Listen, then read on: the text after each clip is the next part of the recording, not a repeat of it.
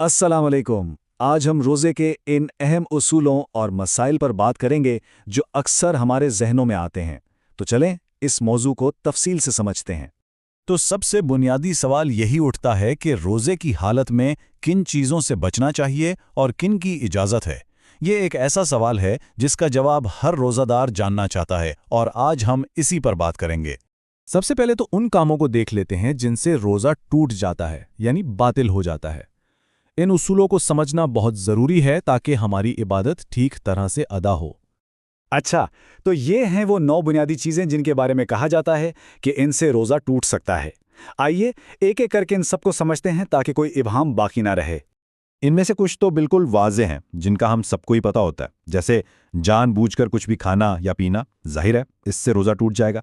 फिर जिमा करना, इस्तिमना यानी कोई ऐसा फेल जिससे मनी खारिज हो, और हाँ, खुद से इरादा करके क़य करना। ये वो बुनियादी उसूल हैं जिनसे रोज़ा बातिल हो जाता है। अब कुछ और अहम बातें, जैसे कि अल्लाह, नबी सल्लल्लाहु अलैहि व आलिहि वसल्लम या आइम्मा से कोई झूठी बात मंसूब करना, ये अमल भी रोज़े को बातिल कर देता है। इसी तरह गाढ़ा गुबार, मसलन सिगरेट का धुआं या आटे की धूल, अगर जानबूझकर हल्क तक पहुंचाया जाए तो इससे भी रोज़ा टूट जाता है। फिर माया चीज़ से एनीमा लेना, और आखिरी बात ये कि अगर कोई जनाबत, हैज़ या निफास की हालत में हो और जानबूझकर सुबह तक गुस्ल ना करे तो उसका रोज़ा भी बातिल हो जाता है।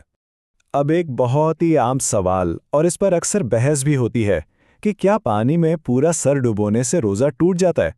ये एक ऐसा मसला है जिस पर मुख्तलिफ आरा हैं। तो देखें, इस मामले में एक अहम नुक्ता यह है, ख़ास तौर पर आयतुल्लाह सिस्तानी के नज़दीक, कि पानी में पूरा सर डुबोने से रोज़ा टूटता तो नहीं, लेकिन ये अमल शदीद मकरूह है, यानी बहुत ही नापसंदीदा है। तो बेहतर यही है कि इससे बचा जाए।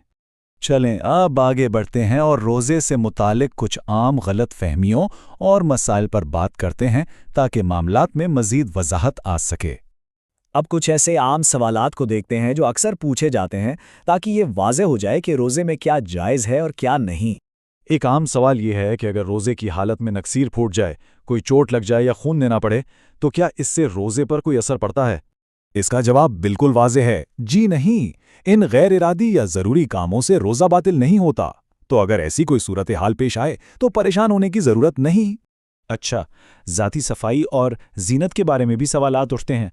क्या रोज़े में खुशबू, तेल, सुरमा या मेहंदी जैसी चीज़ें इस्तेमाल की जा सकती हैं? जी हाँ, इन तमाम चीज़ों का इस्तेमाल रोज़े की हालत में बिल्कुल जायज़ है और इनसे रोज़े की सेहत पर कोई फ़र्क नहीं पड़ता। एक और हसास लेकिन अहम सवाल नींद की हालत में पेश आने वाले गैर इरादी मामलात से मुताल्लिक है।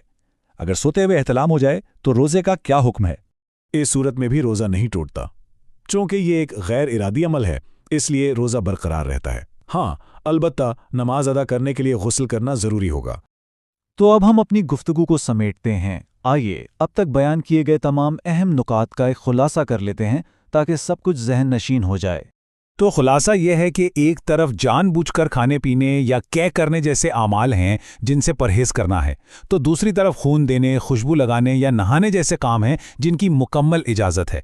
बस इस फ़र्क को याद रखना बहुत ज़रूरी है। इन तमाम उसूलों को जानने के बाद सबसे अहम नुक्ता नीयत का है।